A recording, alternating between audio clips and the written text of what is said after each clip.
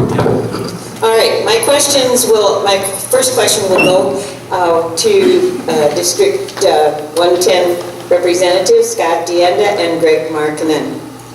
In a claim that action would save electric ratepayers money, the state MISO announced that White Pine Electric is being dropped as the emergency electric provider SSR, because they're dropping the SSR.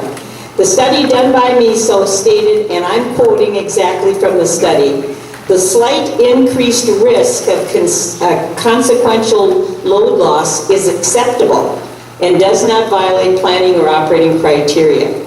Previous studies indicated that until new generation plants are built, without White Pine power backup, there could be extensive outages in Ontonagon, part of Houghton County, and part of Gogebic County.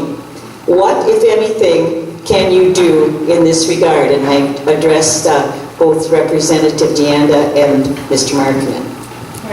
Would you like to Representative Dianda? Thank you for the question, and thank you for having me here tonight. I appreciate everybody putting this forum together, and I thank you all. The MISO study did come out. I oppose that decision because I am not going to put the risk of our energy in the UP at risk for the future. And I really have a problem with the folks that are involved in that study. I think that we've had a lot of discussion about this across the UP. We had a lot of discussion throughout the energy policy. And I leave it at a very simple way. I'm on the Energy Committee. We meet very regularly on all the legislation that's coming out. And I just want to make sure that people understand one thing. It's just this is the best example I use. The best example that I can use on this issue is that we would not overhaul the car when our wife is 9 months pregnant and has to go to the hospital. I think that this is unacceptable, that we are putting this discussion out there that we may have a crisis. We have had a lot of crises throughout the history of the UP. And one of the things that has happened this summer was in the storm that we had in Gogebic County. We cannot take a chance on the power in the UP. That plant was scheduled to be closed in 2020. I agree with that schedule, but for them to put out a 90-day notice and to think that we are going to be at risk is unacceptable to me.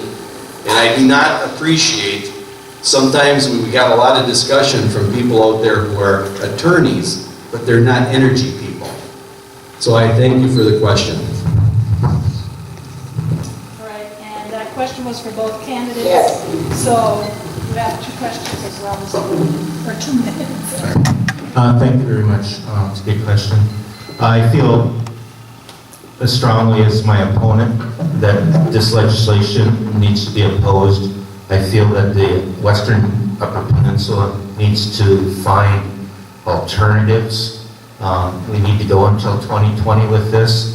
And in that time period, we need to look at alternative energy sources or power plants and find something that works. I think the storm this summer really reflected our weakness in the infrastructure, and we need to work on that in the future.